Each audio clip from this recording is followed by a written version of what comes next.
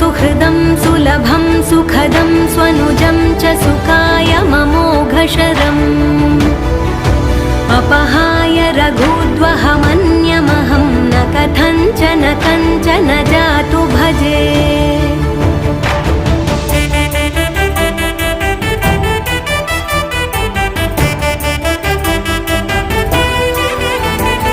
विना वेङ्कटेशं ननाथो ननाथः सदा वेङ्कटेशं स्मरामि स्मरामि।